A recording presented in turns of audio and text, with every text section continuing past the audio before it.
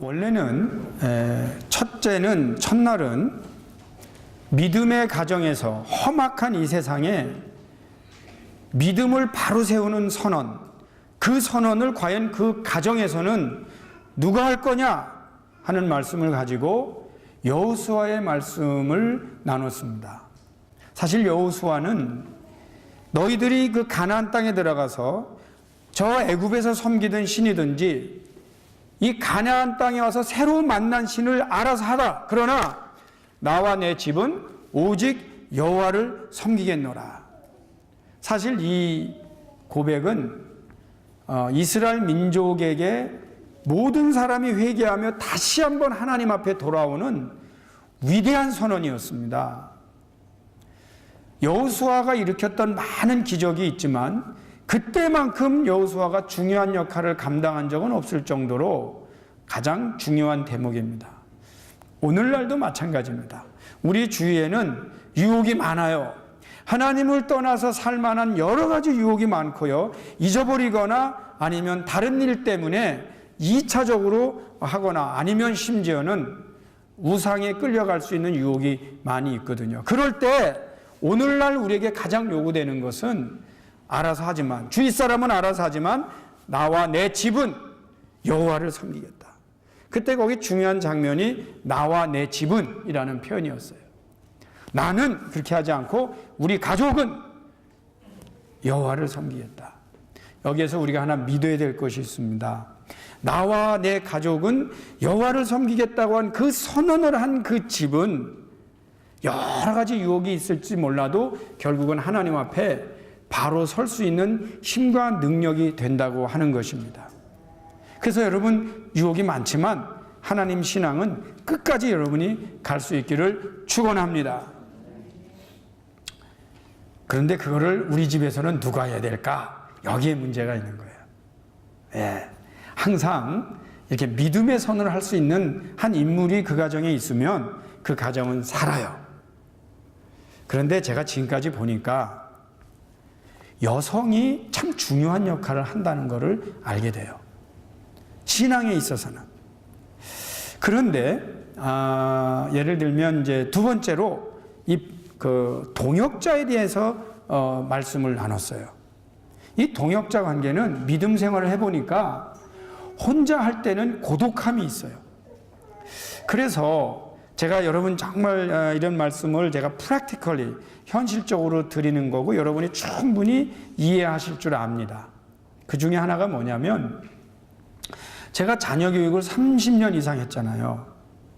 그 분야에 대해서는 제가 세계적인 전문가입니다. 사실이에요.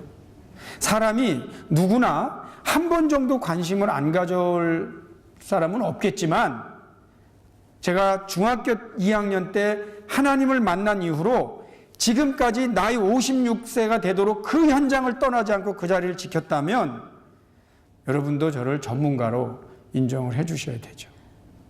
이 교회, 이 주위에 보면은요, 중고등학교 때 전도사 시절에 젊었을 때 한때는 내가 거기에 목숨 걸겠다고 했어도 언제 그랬냐는 듯이 자기가 이제 담임 목회를 하고 다른 지역에 가면 오히려 어린아이들보다 어른에 집중하게 되는 목회를 하게 됩니다. 일반적으로. 그런데 여전히 그 분야에 연구하며 열정을 잃지 않고 있다고 하면 인정을 하셔야 돼요. 그런데 그 모든 30년 이상의 경험 속에 하나 있는 게 있어요. 그게 뭐냐면 자녀들이 가능성이 보여요. 쟤는 되겠다 싶은 아이들이 보이는데 부모님들이 협조를 안 해주면 중간에 다 잃어버린다는 거예요. 그때 막 부모님들한테 협조를 요청할 수 있느냐? 그게 참 어렵더라고. 그러면 안타까움이 있어요. 여러분, 오늘날의 영적 싸움은요, 굉장히 심합니다. 중고등학교 대학생들이 하나님을 믿는다는 게 기적인 시대에 우리가 살아가고 있어요. 그럴 때에 부모님들과 교회가 하나가 돼서 열심히 해도 될까 말까 한 시대에 한쪽에서 뚝 떨어져 나가니까 일주일에 한 번씩 교회 오면 벌써 그냥 팍팍 무너지는 거예요. 그럴 때 이 안타까움은 여러분이 이해를 하셔야 돼요. 부모님들도 적극적으로 이 문제는 달라붙어서 물러서지 말고 일을 해결해야만 영적으로 그 중앙을 그 도를 세워가는, 기둥을 세워가는 일을 할 수 있게 되는 거예요. 그래서 동역자가 필요합니다. 그래서 이제 또 가만히 보면 부부간에도 그래요. 어떤 경우는 이 아내의 도움을 잘 받아야 되는데 아내의 도움을 못 받는 분들은 영적으로 성장하기가 어려워요. 또 그런가 하면 남편의 도움을 못 받으면 영적으로 성장하기가, 이게 같이 가야 돼요. 그런데 부부가 같이 가는 게 또 쉽지 않습니다. 갈등이 있어요. 그래도 같이 가면 승리를 하는데 이게 같이 못 가면 힘이 점점 빠지게 되는 경향이 있어요. 마침 우리 교회에 좋은 예가 하나 있어요. 제가 그동안에 예화를 못 썼는데 우리 영어권에는 폴과 제니퍼가 있습니다. 근데 이제 폴이 우리 교회를 나왔어요. 처음에 우리 교회를 나왔는데 얼마나 참 요즘 찾아보기 드문 젊은 신실한 종인지 참 교회를 열심히 다니는데 이제 어느 날 미국에 가야 되는데 결혼을 하러 간다는 거예요. 그러면서 귀뜸을 해줬더라고. 저한테는 안 했는데 우리 영어권 목회자들에게 자기가 아무래도 결혼하면 직장 가까운 다운타운에 집을 얻어야 되고, 그러면 제가 부인하고 이제 UT 근처겠죠. 어디겠지? 렉쇼 근처예요. 그러면 아무래도 여기 말씀의 교회는 못 올 것 같다. 그럼 이제 보통 우리 영어권 목회자들은 대부분의 경우 그걸 다 존중해줘요. 아, 그러냐고. 참 아쉽지만. 하여튼 이렇게 이제 얘기가 된 이야기를 들었어요. 나도 얼마나 아쉬운지 몰라. 좀 그냥 물러서기엔 좀 아까워. 그래서 잠깐 우리 회의를 했어요. 좋아. 가는 거에 어떡하겠어. 그러나 우리와 함께 했고 제니퍼가 결혼하고 온다니 우리가 서프라이징 웨딩 파티를 해주자. 그래갖고 이제 차영지 센터에서 서프라이징 웨딩 파티를 할 때 제니퍼가 그때 있었는데 그것 때문은 아닙니다. 제가 보니까 너무 감사한 것은 아내인 제니퍼가 믿음이 좋아. 그래서 제니퍼가 우리 교회인들하고 잘 지내. 그런데 그 뒤로 진짜 빠지지 않고 교회를 나오는데 여러분, 아기를 낳고요. 토요일 날 새벽 기도에 제니퍼가 계속 나오니까 이 남편이 난 더 믿음이 좋은 줄 알았더니 남편은 나와서 졸아도 제니퍼는 한국말 예배를 들어요. 그리고 기도해달라고 그래요. 그 중간에 아기를 낳았어요. 근데 요즘은 아기를 데리고 와요. 그래 놓고 영어권에서 예배를 드리고 담임 목사의 기도를 받기 위하여 아기를 데리고 다시 저한테 와서 기도를 받아요. 그걸 보면서 그래, 신앙은 남자 힘만으로 하는 거 아니야.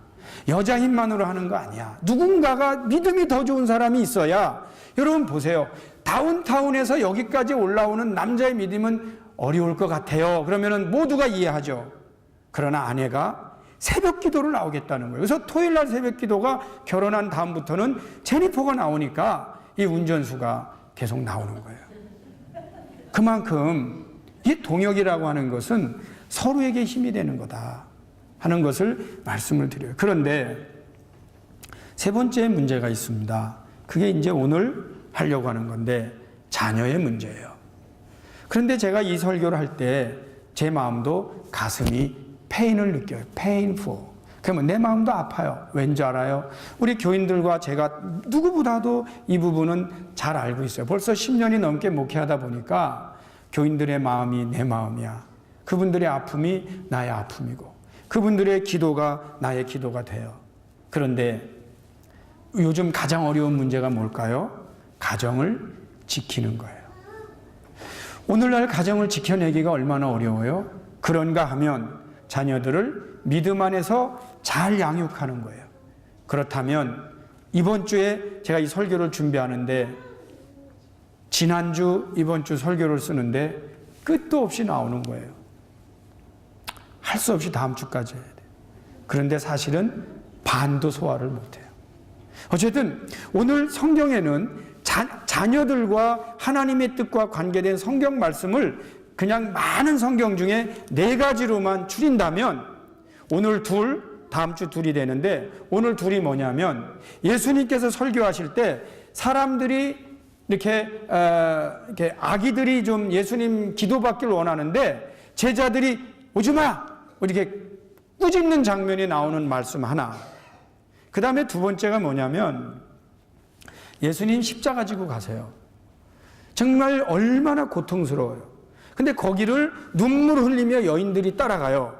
그럴 때 예수님께서 뒤를 돌아보시면서 나를 위하여 울지 말고 너와 너의 자녀들을 위해서 울어라. 이렇게 말씀하시면서 우리가 그 말씀을 읽으면 이런 표현들이 나와요. 그때에는 보라 날이 이르면 사람들이 말하기를 잉태하지 못하는 이와 해산하지 못한 배와 먹이지 못한 젖이 복이 있다 하리라. 이게 좀 이해가 안 되는 말씀이죠. 보세요. 보라, 그때가 되면 잉태하지 못하는 이와 해산하지 못한 배와 먹이지 못한 젖이 복이 있다 하리라. 그때에는 사람들이 산들을 대하여 우리 위에 무너져라. 작은 산들을 대하여 우리를 덮어라. 이렇게 할 때가 온다. 이게 참 이해하기 어려운 말입니다. 근데 사실은 이 말이 무슨 말이냐면 너무너무 고통스러워서 차라리 산이 무너져서 내가 죽는 게 좋겠다. 또 여러분 우리가 그런 거 있잖아요. 너무너무 고통스러우니까 차라리 이 어려운 시대에는 우리 아이가 안 태어나는 게 좋겠다. 이런 표현이에요. 결국 이 표현은 무슨 뜻이냐면 곧 심판때가 임하는데 그때 당하는 고통이 너무 클 것이다라는 표현입니다. 그렇다면 그러면서 지금 이 사람들이 그걸 모르는 것에 대하여 그냥 내가 죽는 것만 슬퍼할 줄 알지 우리가 곧 어떤 일을 당할지 우리 자녀들에게 어떤 일이 일어날지 모르면서 그냥 현실만 슬퍼하는 부분에 대하여 예수님께서는 여러분 생각해 보세요. 십자가를 지고 갈 때는 사실은 자기 문제만도 감당하기 어려운 고통이 있을 때입니다.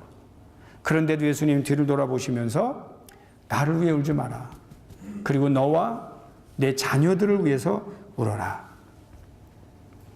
이 극적인 장면 속에 예수님의 마음속에는 뭐가 들어가 있냐는 거예요.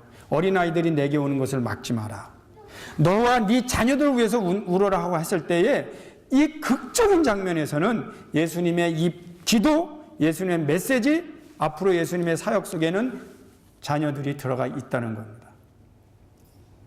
그 다음에 두 개가 더 있어요. 그게 사도행전에 나오는 어린아이와 부모님들이 영적으로 소통하는 2장. 그 다음에 에베소서에 나오는 말씀입니다. 거기에 뭐가 나오냐면 자녀들은 부모님을 공경하라.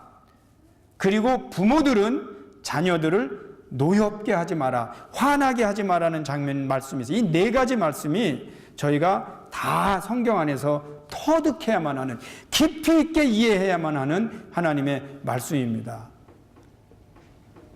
오늘 두 가지인데 예수님이 말씀을 증거하세요. 그런데 흥미로운 거예요.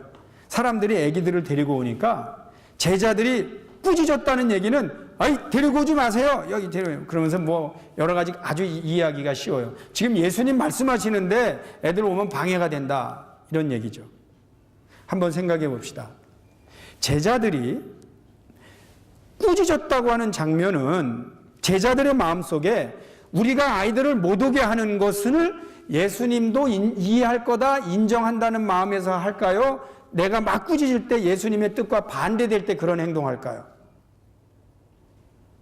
어떤 제자도 예수님의 뜻과 반대된다고 생각하면서 오지 마라, 여기 오지 마 이렇게 말 못해요. 제자들의 생각 속엔 우리가 이렇게 정리해주면 예수님 말씀하는 게 더 분위기도 있고 좋을 거라고 생각하죠. 예수님의 뜻과 합치된다고 생각하죠. 그러니까 제자들은 오지 마 그래요. 어린아이들이 못 오게 만드는 거예요. 그럴 때에 예수님께서 보이시는 반응이 뭐였냐는 거예요. 그럴 때에 예수님께서 보시고 노하셔서 화가 나신 거예요. 여러분, 제자들은 그러면 왜 아이들이 교회 오는 이렇게 예수님께 나오는 것을 못 오게 했을까요? 아주 쉬워요. 제자들은요, 지금 예수님이 말씀하시는 이것이 예수님이 잘 말씀하시도록 행사를 완벽하게 하는 게 제자들의 임무라고 생각하는 거예요. 지금 예수님이 하시는 말씀의 핵심은 이해하지 않고 펑션만 충실히 감당하고 있는 겁니다. 그러니까 제가 볼 때 이게 지금 그 이벤젤리즘 투어 트래블링 하면서 이벤젤리즘 하시는 거니까 이제 이 제자들은 늘 예수님이 어느 장소에서 설교하는지 물색하고 또 설교하실 때는 어떤 분위기를 만들어야 되고 안내는 누가 봐야 되고 재정은 누가 봐야 되고 오거나이즈 했을 거라고요. 그런데 애들을 데리고 오면 이 행사가 깨지는 거예요. 근데 문제가 뭐냐면 예수님은 그 아이들에게 전도를 하기로 오시는데 제자들은 아무것도 모르고 예수님의 뜻과는 상관없이 행사에 치중하고 있는 겁니다. 제가 왜 이런 말씀을 드릴까요? 교회는요, 오늘날에 제가 볼 때마다 놀라는 게 있어요. 교회는 하나님의 뜻과는 상관없이 행사에 치중한다는 거죠.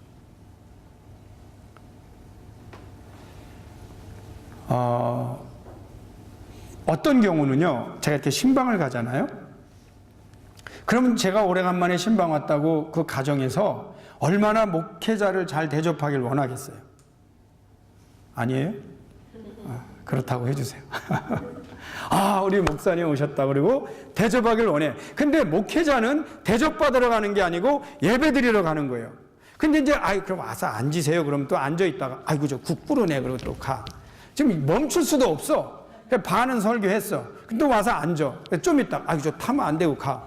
그래서 제가 볼 때 먹는 건 잘 먹을지 몰라도 말씀은 하나도 못 전했어요. 오히려 말씀을 전하는 분의 마음은 나 굶어도 좋으니까 말씀을 듣는 걸 원해요. 지금 예수님의 목표는 모든 사람이, 근데 여러분 어린이들에게 오면은요, 당연히 소란스러운 거는 당연한 거예요. 어린이들은 이렇게 말썽 피는 거 당연한 거예요. 여러분 세계에서 3대 거짓말이 있다고 그러잖아. 3대 거짓말. 제가 3대 거짓말 해볼 테니까 만나 들어보세요. 우리 집안엔 고부간의 갈등 없다. 그거 거짓말이래. 두 번째, 우리 집 화장실 냄새 안 난다. 그거 거짓말이래. 세 번째로, 우리 아이들은 말썽 안 핀다. 이게 다 세 개가 다 뻔한 거짓말이라는 거예요. 어린 아이들은 말썽 피게 돼 있어요. 당연히 아이들이 말썽을 피는데 그거를 막아. 왜? 말씀을 들어야 될 사람들은 막아놓고 어른들만 은혜 받는다고 하는. 그래서 이 제자들도 뭐예요? 전형적인 어른층이라는 거예요. 기득권층이라는 거예요. 더 하나, 제자들은 다음을 볼 줄 몰라. 그냥 이 행사만 잘 치르면 된다고 생각해요. 오늘날 교회에 이런 사고를 가진 분들이 얼마나 많은지 아세요? 예배를 드릴 때 아이들이 뛰어다니는 거 허용하지 않아요. 아이들이 하나님 앞에 나오는 걸 허용하지 않아요. 자, 여기까지면 다 동의할 수 있어요. How? 어떻게? 이런 거예요. 어떻게? 저도 교회 생활을 해봤어요. 다행인 것은 어려서부터 교회 생활을 해봤는데 제 기억 속에 참 내가 교회를 너무너무 좋아했던 기억이 나요. 그런데 그때 생각나는 인물들이 몇 분이 계세요. 나를 그래도 교회 가면은 안아주고 환영해줬던 목사님. 그 다음에 천에 되게 이뻐하면서 떡볶이도 사주고 했던 선생님들. 그 다음에 내가 힘들고 어려울 때 나하고 놀아주거나 해줬던 선배들. 이런 사람들이 여전히 예수님과 함께 제 마음에 자리 잡고 있어요. 그런데 그 많은 기억들 속에 지금도 제가 잊지 못하는 것은 제가 중학교 때 예수님을 만났던 영적 체험이에요.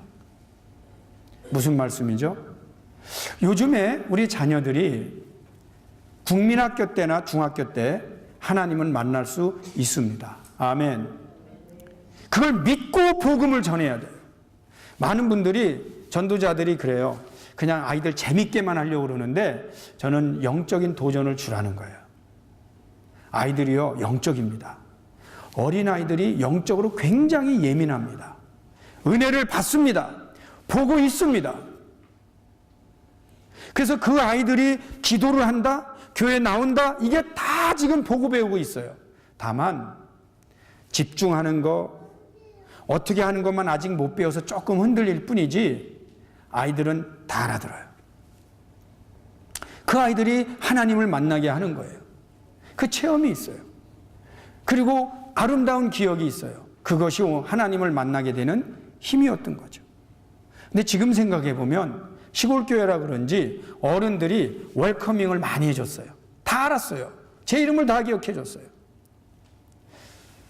오늘날 제가 지난번에 영적 소통을 위한 세대간 연합예배, 영세연 예배를 드렸어요. 그때 다 모여 있는데 제가 그때 뭘 했냐면은 인사하는 법을 가르쳤어요. 애들은 어른을 보고 인사 잘해라. 가르치기 너무 쉬워요. 근데 더 가르치기 어려운 게 뭐냐면 어른들은 아이들의 인사를 받고 어떻게 반응해 주십시오. 소통이 일어나야 되잖아요.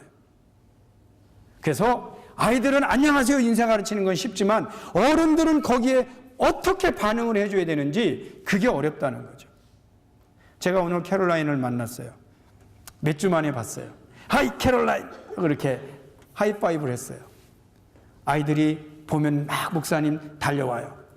근데 제가 이렇게 오면 이렇게 하고 이렇게 두 번만 웰컴 안 해주면 안 옵니다.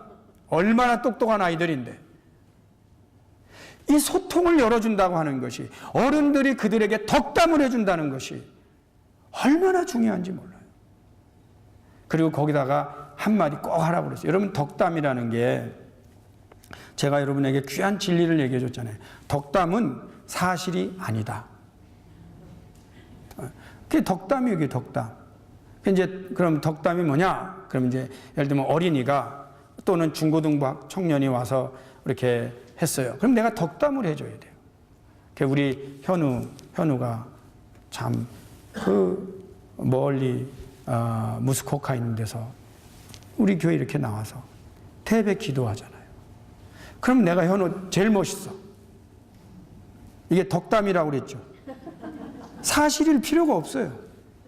내가 너같이 잘생긴 애를 우리 교회에서 본 적이 없다. 이게 덕담이야. 꼭 사실이 아니어도 되는 거예요. 근데 이 덕담을 못하는 거예요, 어른들이. 그리고 가시는 거예요. 응만 해줘도 감사해. 근데 덕담이 생각 안 나면 국제적인 덕담이 하나 있어요. 우리나라 분들은 그거 다 좋아해. 그게 뭐냐? 밥 먹었냐? 이것만이라도 물어달라는 거예요. 밥 먹었냐? 근데요, 이 눈치 없는 애들이 안 먹었어요. 또 그러거든. 네. 그럴 때도 덕담을 하라는 거예요. 그래? 그리고 입도 어른이 너무 정직해갖고 몸둘 바를 모르고 가면 안 돼요. 덕담은 어디까지냐? 그래, 우리 기회 되면 식사 한번 하자. 여기까지야, 여기까지. 네, 그게 덕담이에요. 근데 이 눈치 없는 애가 10번이면 10번 안 먹었다고 그래. 그럴 때는 어떻게 하냐면 약속을 지켜주는 거예요. 아이고, 너 내가 물어볼 때마다 밥을 못 먹었구나. 가자. 내가 밥을 한번 사겠다. 여러분, 어른이 돼서 중고등부 청년에 내가 밥을 한번 사준 적이 없다고요? 우리 교회 어른 중에서 부끄러워해야 됩니다. 이게 얼마나 중요한 소통과 우리의 운명이라는 것을 알아야 됩니다. 우리가 소통한다고 하는 것이 운명과의 대결하는 거예요.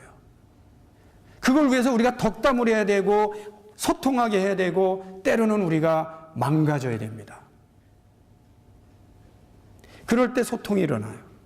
너무 근엄해도 안 되고요.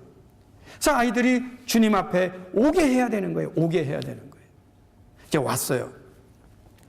근데 예수님께서 뭐라고 그러시냐면, 야, 이 아이들처럼 해야 된다. 이 아이들처럼 해야 천국 간다 그러는 거예요. 놀랍게도 천국 가는 사람을 너희들만 가면 되냐 그래야 될 것 같은데 이 아이들처럼 해야 된다고 말씀하세요. 놀라운 것은요, 아이들이 더 모범을 보이고 있다는 거예요. 여러분, 저희가 2016년에 교회 표어가 있어요. 한번 주보를 좀 가지고 계신 분들은 맨 뒷부분에 보면 교회 표어를 한번 봐주세요. 교회 표 두 번째가 이 부분을 생활적으로 표현한 단어, 용어입니다. 2016년 표 두 번째, 자녀들 안에 시작. 자녀들 안에 영적 부흥이 일어나고 어른들이 도전을 받는다. 할렐루야. 그럼 여기 보면 자녀들 안에 영적 붕이 일어나고요. 어른들이 도전을 받아요. 요즘요, 저희 교회 새벽기도, 토요일 날 새벽기도 드디어 이 현상이 일어나고 있습니다. 인원수로 봐도 저쪽의 영어예배 자녀들이 어른들의 숫자를 능가하고 있습니다. 즐거운 게 아니고 저는 부끄러워요. 부모님들 힘내세요. 여러분들 힘내주세요. 그리고 새벽에 나와서 기도하는 거 멈추지 말아주세요. 그 중보 기도의 역할이 얼마나 자녀들에게 끼치는 영향이 큰지 지금 말로 표현할 수 없습니다. 아이들이, 저도 중고등부 청년회 때를 지났고 나쁜 일 많이 해보면서 큰 사람입니다. 부모가 나를 위해서 기도하고 있다고 하는 이 말 안 해도 주고 있는 이 영적인 파워는 얼마나 큰지 모릅니다. 우리 엄마가 나를 위해서 기도하고 있다. 우리 아빠가 나를 위해서 기도하고 있다는 그게 그냥 이 아이들에게 주는, 꼭 말하지 않아도 주는 이 영적인 파워가 대단한 겁니다. 그런데 이 아이들이요, 은혜를 받으면 어떤 때는요, 어른들이 상상하지 못하는 헌신을 합니다. 우리 자녀들이 우리에게 보여주는 모범이 있어요. 어른보다도 나아요. 얼마나 고마운지 모르겠어요. 그런데 이게 왜 그러냐? 성경적이에요. 오히려 그렇게 해야 되는 거예요. 어른들이 되면은 친구 사귀기가 어렵습니다. 어른들이 되면은 교회 다니기가 어렵습니다. 너무너무 계산하는 게 많아요. 어떻게 우리 자녀들을 오게 할까요? 소통이 일어나야 되고 환영해 줘야 됩니다. 두 번째로 한번 잘 생각해 봅시다. 여러분, 저는 지난 20년 이상 유럽이나 이런 북미나 한국의 교회를 짓는 형태를 중요하게 워치하고 있습니다. 자, 한번 잘 들어보세요. 제가 목회를 해보니까 지금 우리 교회 수준에 제가 건축한다 그러면 아무리 우리 교회 수준에서 헌금을 많이 해도 지금 영앤핀치 이 지역에서는 우리 교인들이 다 들어가고 체육관 들어가고 이런 정도의 교회를 질 수가 없어요. 그럴 때 무슨 안건이 나오냐면, 목사님 여기서 30분만 나가면 땅이 3분의 1입니다. 거기에 가서 땅을 사서 우리 교인들 다 들어가는, 근데 자기 교인들 다 들어갈 교회 짓겠다고 건축하는 교회는 아무도 없어요. 최소한 2배 내지 3배의 석을 만들어야 돼요. 그럼 우리 교회는 300석을 만들어야 됩니다. 그래서 300석을 만들 만한 교회를 질 수 있는 예산은 이 지역에서는 불가능해요. 그렇게 되면은 보통 30분 정도 나가는 지역으로 다 머리를 써요. 근데 문제가 뭐냐면 거기는 자녀들이 자기들이 대중기총을 이용해서 아무 때나 교회 갈 수 있는 지역이 아니라는 거예요. 어떤 일이 일어나죠? 다시 합리적인 대화가 나와요. 아니, 목사님 그거 걱정 안 됩니다. 각 집마다 차가 다 있습니다. 차 데리고 애들 데리고 가면 됩니다. Fine. 근데 문제가 뭐예요? 두 가지 문제가 발생합니다. 아이들이 몇 번 따라가 보는데 보통 아이들을 데리고 차를 태워서 갈 정도의 부모들은 교회 신앙 있는 분들이에요. 교회 봉사자들이에요. 그러다 보니까 11시 딱 안 가. 할 수 없이 10시 반에 도착한다든지 그러면 애들은 괜히 서둘러야 되는 거예요. 잠 못 자. 그럼 왜 먼저 가냐? 엄마 아빠가 지금 성가대 준비해야 돼. 친교실 준비해야 돼. 그럼 이제 아이들이 따라가요. 끝나고 바로 가느냐? 회의가 있거나 연습 있고 그러면 또 애들이 기다려. 한 몇 번 따라가다가 애들 속에 이미 결정이 나요. 아, 이거는 따라다닐 곳이 못 되는구나. 두 번째. 그래, 그럼 안 되겠다. 부모님들이, 그럼 우리하고 같이 가. 너희들 올 때 같이 오자. 이런 결정을 내려요. 근데 뭐가 문제예요? 교회에 봉사하는 사람이 아무도 없어져요. 훈련이 안 되는 어른이 양상돼요. 제가 내리는 결론은 그거예요. 아이들이 자기들이 교회 가고 싶을 때 내가 내 토큰이든지 내가 갈 수 있는 거리를 벗어나지 마라. 이게 겉보기에는 근사한 교회 지었고 남이 볼 땐 멋있다고 할지 몰라도 10년, 20년 후에 자녀들 다 잃어버리는 전략이다 하는 거예요. 여러분이 잘 모르실 거예요. 왜 우리는 자꾸 여기를 고집하는가? 제 마음속에는 같이 가자는 거예요. 아이들하고 같이 가야 돼요. 이게 교회예요. 두 번째로 왜 그럼 학교를 빌리죠? 여러분, 제가 저를 알아요. 우리 자녀들을 키워봤어요. 학교를 빌리려고 처음부터 누가 계산했겠어요? 그런데 문제가 뭐냐면, 여러분, 저희가 교회를 빌리면은요, 빠른 시간을 주는 교회가 1시고요, 대부분이 2시입니다. 아주 늦는 교회는 3시에 줍니다. 그럼 2시에 예배를 드린다고 가정하면 어른들 예배 시간이 1시간 반 내지 2시간 잡는데 1시간 반 잡는다고 해도 청년 예배가 3시 반입니다. 죄송하지만 나올까요? 3시 반에 예배 드리러 나오냐고요. 제가 결론을 내렸어요. 장소가 어디가 됐든 무조건 아이들이 1시 이전에 예배 드리게 하는 구조로 안 가면 우리 기독교는 겉보기에는 근사해도 애들 다 잃어버린다 하고 1시 예배를 맞추려면 어른들은 10시 반 내지 11시에 예배를 드려야 돼요. 찾다 보니까 교회는 안 나오고 학교가 나온 거예요. 요즘 우리 아이들이 1시에는 예배를 드릴 수 있게 돼 있어요. 저희는 이런 말을 좀 들어요. 목사님, 우리도 좀 교회다운 교회 좀 가고 싶대. 예배 분위기가 이게 아닙니다. 이 주위에 보니까 산만해서 말씀이 들어오지 않습니다. 다 이해합니다. 그럼에도 불구하고 우리는 이 산만한 것보다 더 중요한 한 영혼이 있어요. 아이들이 교회를 나오고 싶어 할 때 나올 수 있고 혼자 집에 가고 싶을 때 자기가 갈 수 있는 거리에서, 그럼 우리는 앞으로 어떤 프로젝트를 해야 되느냐?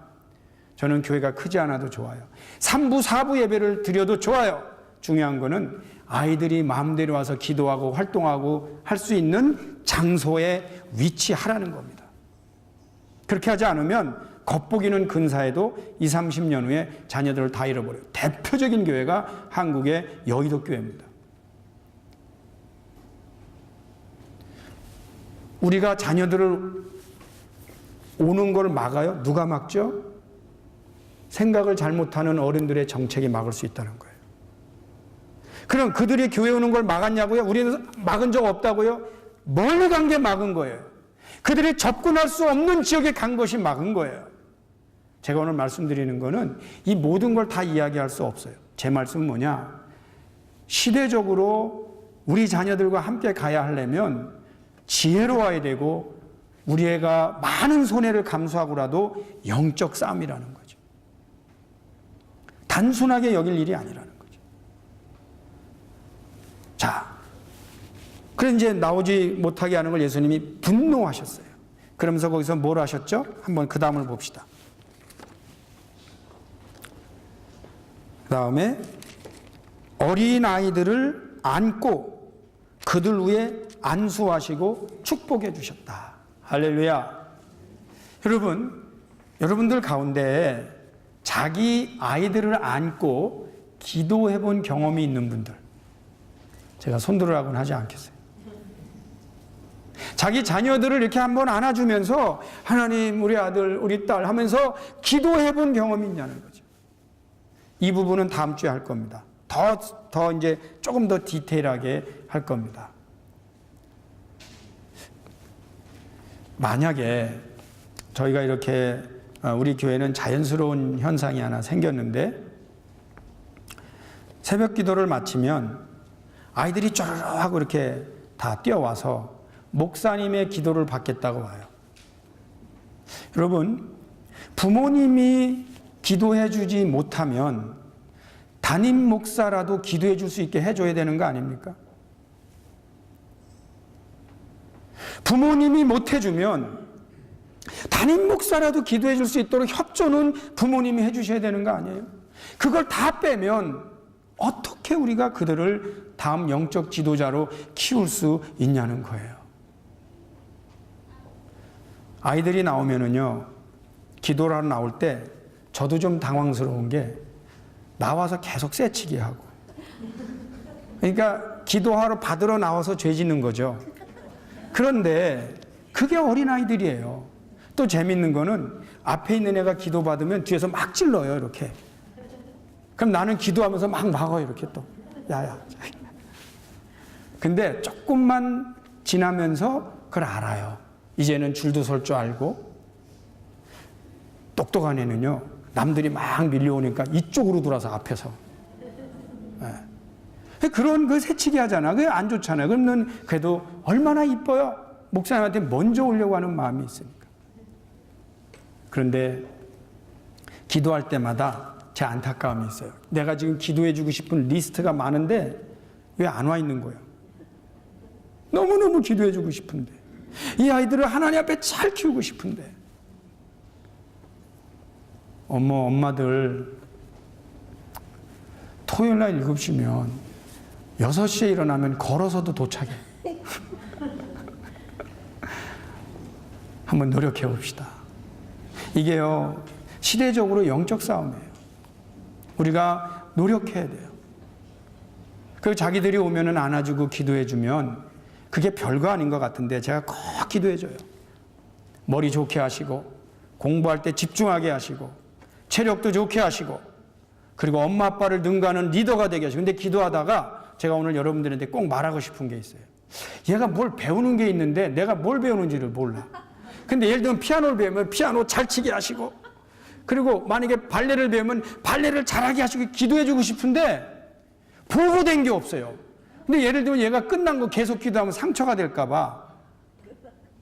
예를 들면 첼로 끼는데 첼로 그만뒀으면 어떻게? 그러니까 부모님들이 나한테 와서, 목사님 요즘 우리 애가 축구 등록했어요. 뭐 우리 애가 첼로 배워요. 우리 애가 요즘 피아노 배워요. 기도해 주세요. 그 좀 보고를 해주면, 제가 아는 애 몇 명이 프렌치 스쿨 가거든. 그건 내가 해. 하나님 얘가 프렌치도 잘하게 하시고 영어도 잘하게 하시고 한국말 잘하게 하시면 그게 은혜지. 좀 가르쳐 주세요. 보고 좀 해주세요. 제일 문제가 있는 분들은 아예 나타나지도 않는 분들. 두 번째는 데려다만 놓고 나는 어디가 있는 분들. 그게요, 노력이에요. 그래서 축복을 해줘야 되잖아. 때로는 아이가 아픈 아이가 있잖아요. 그럼 와서 같이 기도해줘요. 저는 오늘 말씀 속에 예수님께서 아이들 내게 오는 거 막지 마라. 막지 마라. 누가 막고 있냐고요? 그 중간에 영문도 모르는 제자들도 있지만, 죄송하지만 심각성을 모르는 부모님들도 계세요. 함께 나와서 새벽이라도 일주일에 한 번 6시에 일어나서 걸어서 50분 거리라도 충분히 올 수 있는데도 못 오면 안 되잖아요. 힘을 내세요.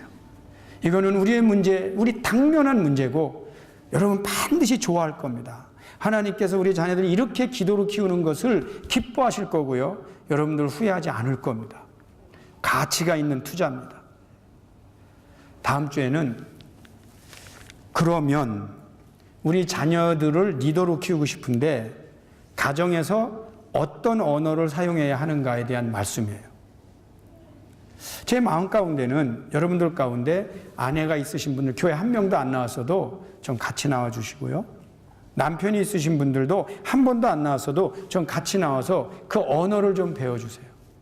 아, 교회에서 이런 언어를 써야 하는구나. 예화 하나를 들고 마치겠어요. 제가 아는 한 분이 있어요.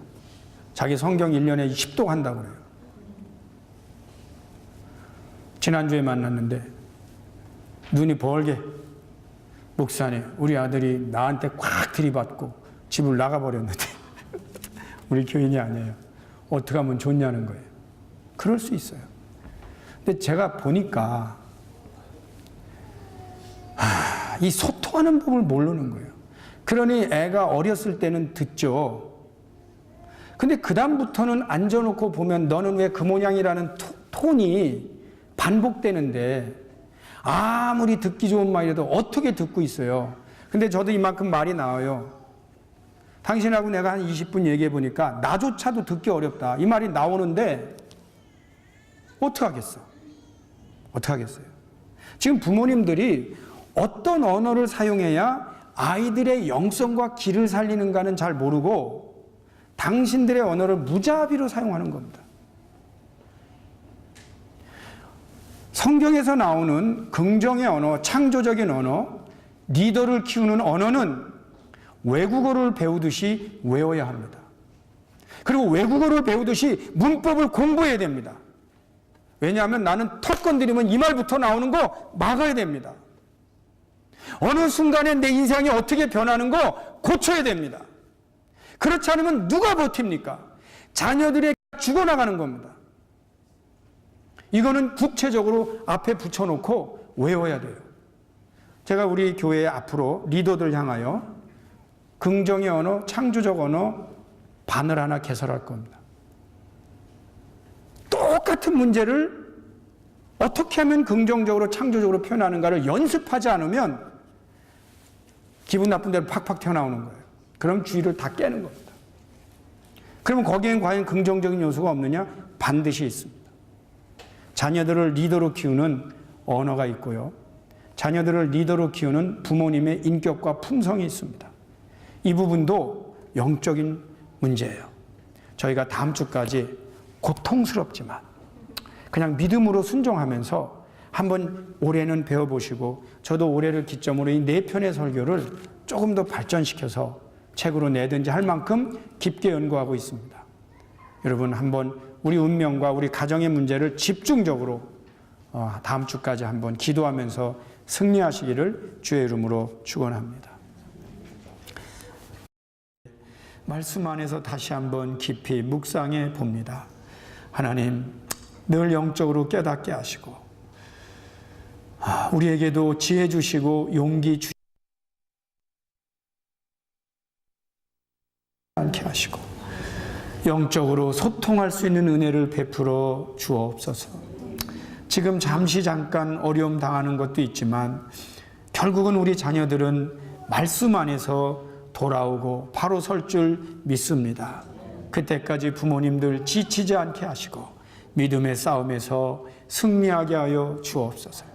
오늘도 우리 아버지 하나님 앞에 귀한 예물을 드리는 손길들 하나님 축복하시고, 저희 교회가 어떻게 하면 우리뿐만 아니라 다음 세대들까지 커갈 수 있는 크지 않지 작지만 성전터를 마련하려고 합니다. 저들이 연습도 해야 되고 기도도 해야 되는데 여건을 마련해 주지 못하는 우리 아픔이 있습니다. 긍휼을 베풀어 주옵시고 우리 부모님들에게 감동 주셔서 정말 우리 자녀들을 위해서라도 참여하게 하시고 역사가 일어나게 하여 주옵소서. 오늘 귀한 친교를 대접하는 귀한 가정 기억해 주시고 자녀들이 잘 자라는 은총을 베풀어 주옵소서.